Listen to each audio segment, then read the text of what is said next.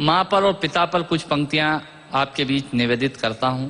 आप यहाँ जितने लोग बैठे हैं, मुझे नहीं मालूम कि किनकी माँ जीवित हैं और किन्होंने माँ को खो दिया, पर मेरा व्यक्तिगत मत यह है कि जिनकी माँ जीवित हैं, जिनके पिता जीवित हैं, वो दुनिया के सबसे संपन्न लोग हैं, वो दुनिया के सबसे अमीर लोग हैं, वो दुनिया के सबसे धनाढ्य लोग हैं।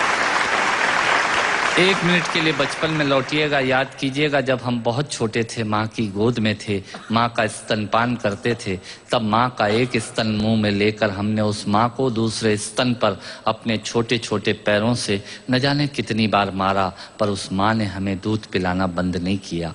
मित्रों, लात खाकर भोजन देने की शक्ति उस परमपिता परमेश्वर ने दुनिया में यदि किसी को दी है, वो सिर्फ माँ को दी है। माँ के अलावा ताकत किसी के पास नहीं है। मैं उस माँ की वंदना में कविता पढ़ता हूँ।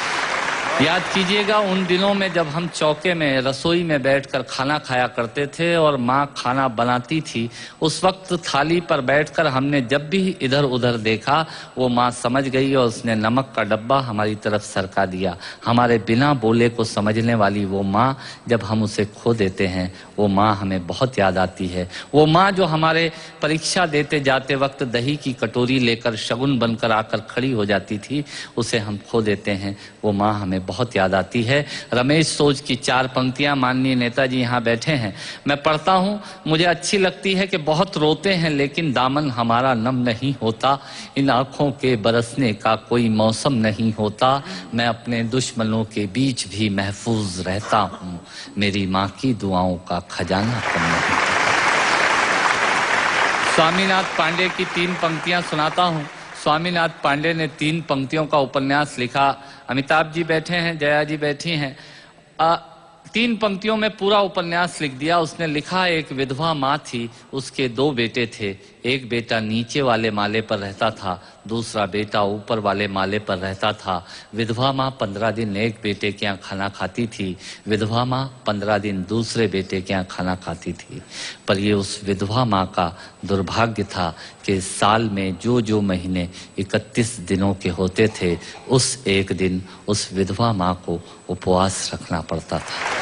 9 महीने पेट में रखने वाली माँ जब एक जवान बेटे को एक दिन भारी लगने लगी, तब इस नालायक हास्य व्यंग के कवि ने कुछ पंक्तियां माँ के लिए लिखी। सुनिएगा, यात्रा कीजिएगा मेरे साथ। माँ संवेदना है, भावना है, एहसास है।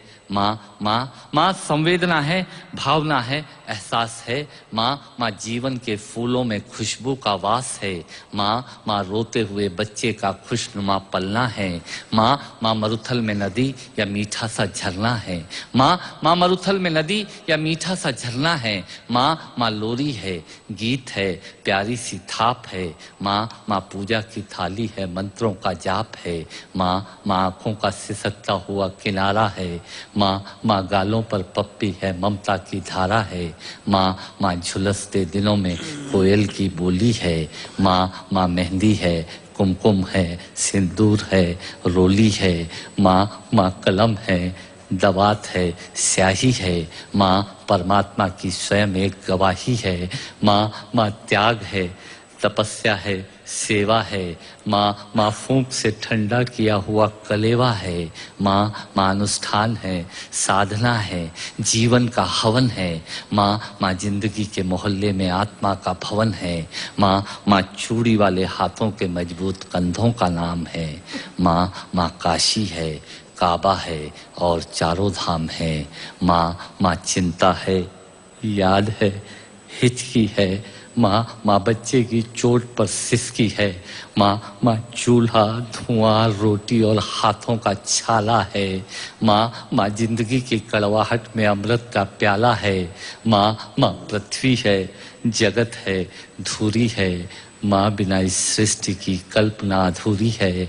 तो माँ की ये कथा अनादि है, ये अध्याय नहीं है, और माँ का जीवन में कोई पर्याय नहीं, और माँ का जीवन में कोई पर्याय नहीं है। तो